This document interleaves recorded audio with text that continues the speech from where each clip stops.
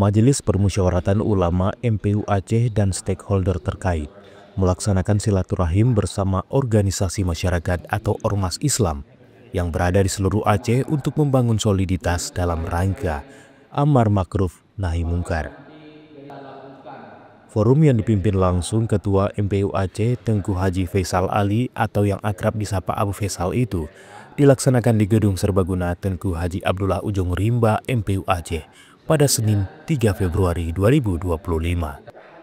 Menurut Abu Faisal, soliditas yang diikuti sebanyak 54 perwakilan ormas yang ada di Aceh ini perlu dibangun agar penegakan syariat Islam di Aceh betul-betul berjalan maksimal. Dihadiri seluruh unsur pimpinan MPU Aceh, lanjut Abu Faisal.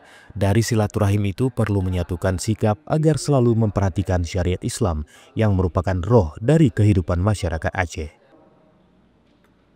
Turut dihadiri sebagai pembicara membahas isu-isu aktual di Aceh saat ini, Kepala Dinas Syariat Islam Zahrul Fazri, Kepala Satuan Polisi Pamong Praja dan Wilayatul Hizbah Aceh, Dr. Andes Muhammad Nasir, Kepala Bagian Keistimewaan dan Keagamaan Setda Aceh Sulaiman Muhammad Hasan, serta anggota Komisi 7 DPRA Sutarmi.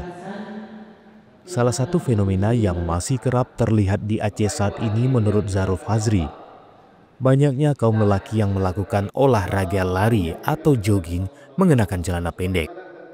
Menurutnya perlu sosialisasi agar ada pemahaman yang sama bahwa syariat Islam adalah solusi, bukan kendala dalam kehidupan.